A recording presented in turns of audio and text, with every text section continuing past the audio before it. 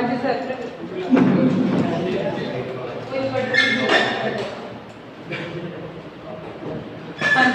We are doing the topic change in supply, उसमें increase in supply.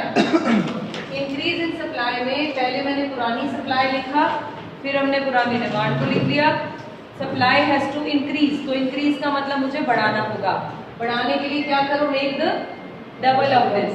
Double किया कितना आएगा बोलिए?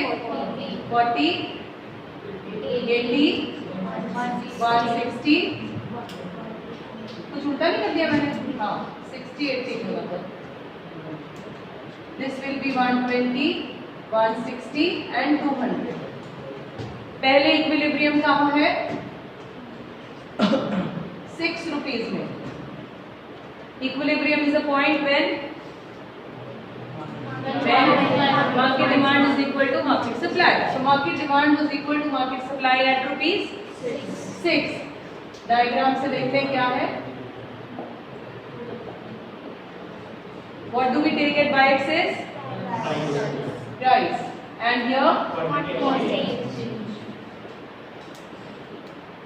I have demand I have taken and I have taken supply. What has to shift now? Supply. पहले 6 rupees में 60 unit supply होते थे और डिमांडेड थे. अब कितने हो गए 6 रुपए में? 120 हो गए बिकॉज ऑफ सम फैक्टर्स. कौन से फैक्टर्स है सप्लाई के बोलिए? कौन से other factors? Price of other goods, price of factors of production, goal of the firm, state of technology, taxation policy. These all are the factors which results into change in supply. तो इनमें से किसी की भी वजह से मेरे यहाँ सप्लायर ने सप्लाई बढ़ा दी. Supply shifted rightward. कोई प्रॉब्लम? सप्लाई राइटवर्ड शिफ्ट हो गई. पहले 6 रुपीज में 60 सप्लाई थी, 60 डिमांड. अब सप्लाई कितनी है? 120. अब सप्लाई 120 हो गई. Is it okay? Are you able to connect? Right. ये कौन सा डायग्राम है सप्लाई वाला जो हम राइट वर्ड शिफ्ट बनाते थे? At the same price they buying selling more. Okay हो गया. अब इस सिचुएशन को ध्यान से ऑब्जर्व करते हैं. पहले 60 डिमांड 60 सप्लाई इक्विलिब्रियम. अब 60 डिमांड 120 सप्लाई. एक्सेस सप्लाई या demand? What is in excess? Supply. So इस टर्म को क्या बोलना चाहिए? This is known as excess supply. इस प्राइस पर पहले इक्विलिब्रियम था, अब एक्सेस सप्लाई हो गई. Excess supply which is equal to EZ. कितनी एक्सेस है? 60 units are in excess. 60 units are in excess. Parallel line. कोई ट्रबल? जब भी excess supply होगी, this will lead to change in price. What change in price? What kind of change? Excess supply का मतलब surplus होता है या shortage? Surplus. आपके पास आप सप्लायर हो, आपके पास सामान सरप्लस हो गया, क्या करोगे? प्राइस बढ़ाओगे या घटाओगे? सेल लगाओगे, प्राइस कम करोगे. So you have to reduce the price. Let's see क्या डायग्राम में प्राइस कम हो रहा है. नया इक्विलिब्रियम कहाँ है?